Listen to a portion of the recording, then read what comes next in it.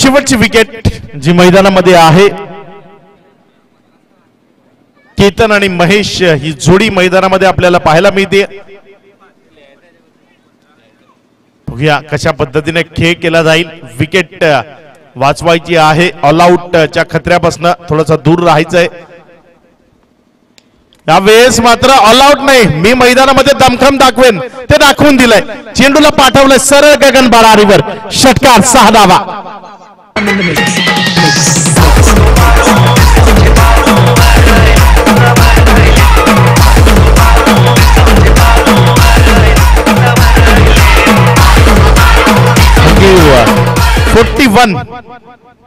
याला म्हणतात bake of cricket, याला म्हणतात खरं दर्जेदार क्रिकेट। ऑल आउटच्या खतऱ्यापासून वाचण्यापेक्षा आपल्यामध्ये काय गुणवत्ता आहे ती दाखवणं गरजेचं आहे आणि यावेळेस ते दाखवतोय। एक चांगला स्ट्रोक यावेळेस खेळला, बेक ऑफ होऊन दर्जेदार स्ट्रोकला अंजाम दिला, षटकारामध्ये परावर्तित केलं। सज्ज होईल गोलंदाज, पुण्याचा एकदा स्ट्रायकर एंडचा फलंदाज ऑन साइडला, षटकार नंबर 2। खेळाडू 11 नंबरचा आहे आणि 2 चेंडू 2 षटकार आलेत।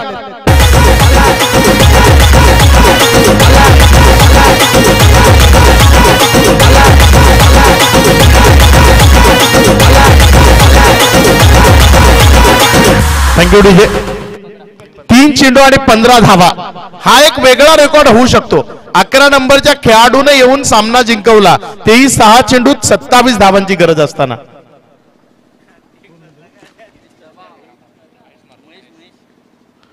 महेशच्या बॅट मध्ये हे षटकार पाहायला मिळत आहेत। चला वेळ घालवू नका, लगेच सुरू करा या इनिंग करता। मी आधीच जसं म्हटलं खूप सारा वेळ दवडला गेलाय। 2 चेंडूवर 2 षटकार। महेश पुण्याचे एकदा स्ट्रायकर इन कडनं 2 चेंडू 2 षटकार त्याच्या बॅट मधनं आलेत आणि यावेळेस हा तिसरा, सलग तिसरा। एकदा टाळ्या वाजल्या पाहिजे त्याच्याकरता।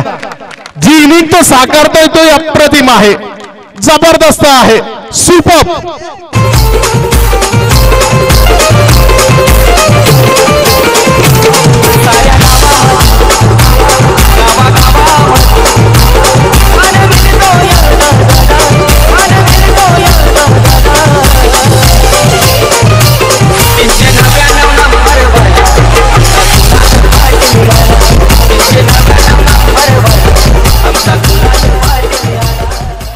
आतापर्यंत बिंदास्त निर्धास्त या सामन्यावर कुरघोडी झाली।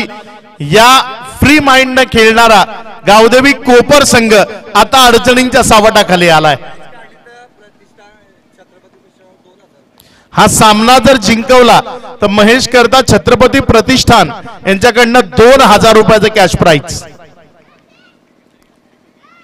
जबरदस्त फटकेबाजी, अप्रतिम खेळ।